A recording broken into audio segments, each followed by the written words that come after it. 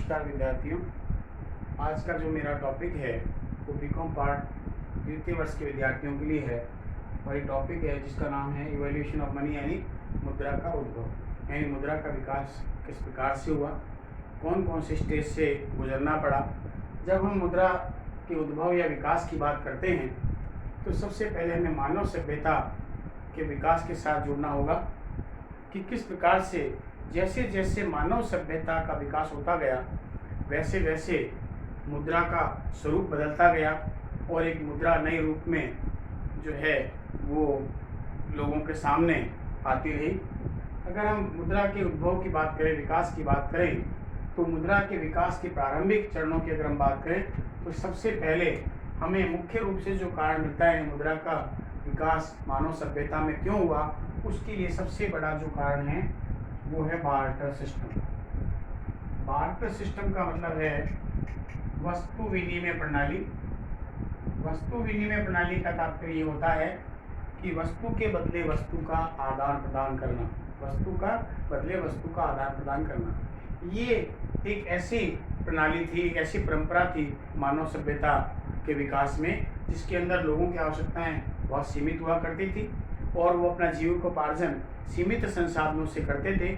ऐसी स्थिति में वो वस्तु के बदले वस्तु देकर के ऐसी वस्तु को लिया करते थे जिनकी उनको आवश्यकता है और ऐसी वस्तु दूसरे व्यक्ति को दिया करते थे जिसकी उसको आवश्यकता नहीं है। लेकिन बार्टर सिस्टम में बहुत सारी डिफ़िकल्टीज यानी कठिनाइयाँ, एक प्रैक्टिकल जो डिफ़िकल्टीज है, व्यावहारिक कठिनाइयाँ उसमें आने लगी, जिसके कारण से धीरे धीरे सभ्यता के विकास के साथ साथ वस्तु विनिमय प्रणाली का त्याग करना पड़ा। अभी मैं उन कठिनाइयों के बारे में आपसे बात करता हूँ। कठिनाइयाँ क्या आ रही थी? सबसे पहली तो कठिनाई ये थी कि हमें उन लोगों को ढूंढना कि जिनको हम ये वस्तु दे सकें, यानी वो ऐसे कौन से व्यक्ति होंगे कि जिनको मैं वो वस्तु दे सकूं और उसके बदले दूसरी वस्तु ले सकूं। फॉर एग्जांपल, अगर मेरे पास में चावल है और उसके बदले मुझे गेहूँ लेना है तो मुझे उस व्यक्ति को ढूंढना होगा जो गेहूँ देने के लिए तैयार है और मेरे चावल लेने के लिए तैयार है। नंबर 2 जो इसमें डिफ़िकल्टीज थी वो ये थी मेजरमेंट की, कि मेजरमेंट कैसे किया जाए, उसका मूल्य कैसे निर्धारण किया जाए, यानी मेरे द्वारा कितनी वस्तु दी जाए और उसके आधार पर कितनी वस्तु मुझे वापस दी जाए। फॉर एग्जांपल, अगर मैं चावल दे रहा हूँ और मुझे गेहूँ चाहिए तो मुझे कितने चावल का त्याग करना चाहिए ताकि उसके बदले मुझे गेहूँ मिल सके। नंबर 3 जो प्रॉब्लम थी बेसिकली वो थी ट्रांसफरेबिलिटी की, यानी हस्तांतरणशीलता। यानी जब इसको एक प्रकार से वस्तु विनिमय प्रणाली में केवल जो था कमोडिटी उसी को मनी के रूप में माना जाता था, तो जब वो इकट्ठी हो जाती थी, हम कोई अनाज या चावल या गेहूं उनको देते, उसके बदले दूसरी वस्तु देते, तो एक प्रकार की मनी थी ताकि उसके बदले कोई और वस्तु ले सकें। तो उसको एक स्थान से दूसरे स्थान पर ले जाने में सबसे बड़ी व्यवहारिक कठिनाई थी। और नंबर 4 सबसे महत्वपूर्ण थी, वही थी प्रॉब्लम ऑफ डिविजिबिलिटी की, यानी उसकी अलग अलग टुकड़ों में उसका विभाजन करना। यानी फॉर एग्जांपल, अगर मेरे पास में गाय है और मुझे चावल लेना गाय दे करके, लेकिन मुझे पता है कि गेहूँ या चावल जो मैं ले रहा हूँ उसका मूल्य कंपेरेटिवली इसकी गाय की तुलना में कम है, लेकिन मैं उसको उसमें टुकड़ा नहीं कर सकता, उसकी डिविजिबिलिटी नहीं कर सकता, यानी मुझे पूरी की पूरी इकाई के रूप में इस व्यक्ति को देना पड़ेगा और ऐसी स्थिति में मुझे इसके लिए हानि उठानी पड़ सकती है। तो ये कुछ ऐसी कठिनाइयाँ थी जिसके कारण से सभ्यता के विकास के साथ साथ वस्तु विनिमय प्रणाली का त्याग करना पड़ा और वस्तु विनिमय प्रणाली का त्याग करने के बाद में हमारे पास में मनी आई, यानी मुद्रा आई। लेकिन जो मुद्रा का विकास है वो एक छोटे से काल का विकास नहीं है, मानव सभ्यता के विकास के साथ साथ मुद्रा का विकास हुआ।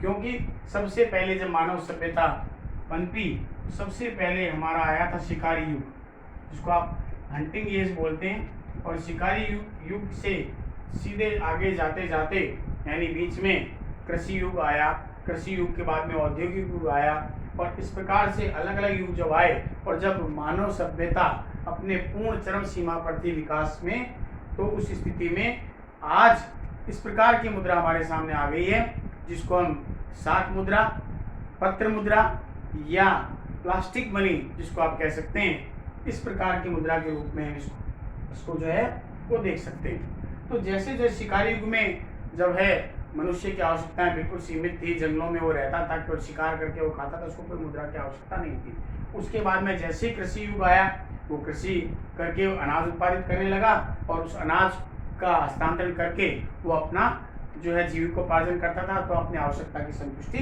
करता था। उसके बाद में जब दो इन्वेंशन जो है मानव सभ्यता के विकास में हुए, एक इन्वेंशन आग का था यानी फायर का था और दूसरा व्हील का था, पहिए का आविष्कार हुआ। उसने पूरे औद्योगिक क्षेत्र में क्रांति ला दी और औद्योगिक क्षेत्र का जैसे जैसे विकास हुआ यानी औद्योगिक युग आया जहाँ कल कारखानों का स्थापना हो गई और उसके आधार पर धीरे धीरे जो है मुद्रा का भी आविष्कार हो गया, लोगों की आवश्यकताएं बढ़ने लगी और वो मुद्रा को काम में लेना प्रारंभ करने लगे। लेकिन जब आप मुद्रा के विकास की बात करते हैं तो फर्स्ट स्टेज जो आती है वो आपके बार्टर सिस्टम के रूप में, लेकिन बार्टर सिस्टम पूरी तरह से इम्प्रैक्टिकल साबित हुआ, अव्यवहारिक साबित हुआ। उसके बाद सेकंड जो इसकी स्टेज आई वो था हमारा कमोडिटी मनी के रूप में, यानी इसको आप वस्तु मुद्रा बोल सकते हैं।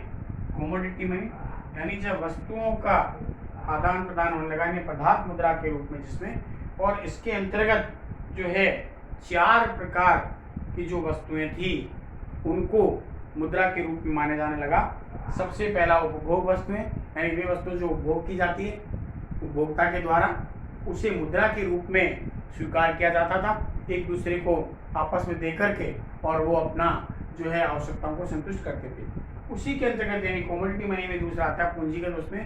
पूंजीगत वस्तु में जो भी नुकीले जो है उनके हथियार हैं और हैं, इस प्रकार की जो चीज़ें हैं जो कि व्यक्ति के पास रहते थे वो भी हस्तांतरणीय थी, उनके बदले भी वो दे करके किसी दूसरी वस्तु का वो हस्तांतरण कर लेता था।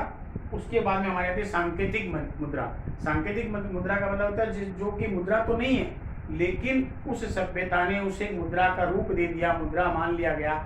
जैसे जो है जानवरों की खाल है उसको मुद्रा के रूप में मान लिया गया, हाथी के दांत हैं, पशु वगैरह के दांत वगैरह हैं, जो है पक्षियों के पंख वगैरह हैं, उनको एक सामान्य रूप से स्वीकार किया जाने लगा। यानी वो एक आइडेंटिफिकेशन हो गया कि इसको हम मुद्रा के रूप में मानेंगे और अगर हम किसी व्यक्ति को देंगे तो उसको वो निश्चित तौर पर स्वीकार करेगा और उसके बदले हम वस्तु को जो है वो प्राप्त कर सकते हैं। और उसके बाद में एक और जो आता है कमोडिटी मनी में वो है ऑर्नामेंट्स, यानी जो गृहिणियों के ऑर्नामेंट होते हैं वो भी एक प्रकार से मनी के रूप में आने लगे। उन ऑर्नामेंट को देकर भी एक्सचेंज करके भी उसके बदले व्यक्ति जो है अपनी आवश्यकता की संतुष्टि के लिए वस्तुओं का क्रय जो है वो कर लिया करता था। इसके बाद तीसरी जो स्टेज आई यानी जो थर्ड आया वो हमारा आया पेपर मनी के रूप में, कागजी मुद्रा। देखिए ये मानव सभ्यता के विकास की सबसे महत्वपूर्ण कड़ी के रूप में माना जाता है और आज भी हम देख रहे हैं कि वर्तमान समय में पेपर मनी है, लेकिन पेपर मनी का आविष्कार भी जो है एक लंबा जो है चरण है जिसके आधार पर जो है पेपर मनी का एवोल्यूशन हुआ यानी विकास हुआ। उसमें सबसे पहला आता है रिटर्न सर्टिफिकेट यानी लिखित प्रमाण पत्र। जब एक स्थान से दूसरे स्थान पर जब व्यक्ति जाता था तो उसके सामने सबसे मुख्य ये था जोखिम हुआ करती थी कि मैं मुद्रा को कैसे लेकर जाऊँ, किस प्रकार से, तो एक लिखित प्रमाण पत्र दे दिया करते थे लिख करके। वो एक प्रकार से मनी का रिप्रेजेंटेशन करते थे, जहाँ भी वो जाते थे वो एक प्रकार से मनी के रूप में होता था। उसके आधार पर वो प्रमाण पत्र जो लिखित है उसके आधार पर वो वस्तुओं का क्रय कर लिया करते थे। उसके बाद दूसरे रूप में आया सेकंड जो इसका फेज आया वो था रिप्रेजेंटेटिव मनी यानी प्रतिनिधि मुद्रा के रूप में। जब जो है लिखित प्रमाण पत्र को मुद्रा का रूप में माने जाने लगा तो उसी लिखित प्रमाण पत्र के आधार पर एक प्रतिनिधि मुद्रा कायम की गई, यानी ये कह दिया गया कि जो प्रमाण पत्र लेकर जाएगा उसके आधार पर कहीं से भी दूसरी मुद्रा को प्राप्त कर सकता है।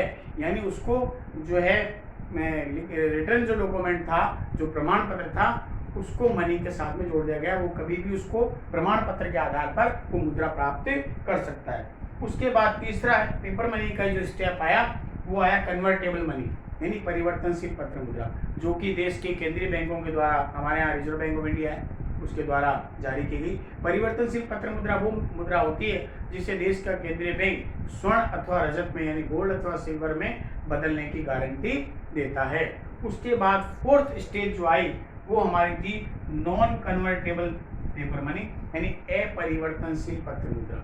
वर्तमान समय की अगर हम बात करें तो हमारे यहाँ पर नॉन कन्वर्टेबल पेपर मनी चल रही है which is issued and circulated by the RBI reserve bank of India इसके द्वारा की जाती है।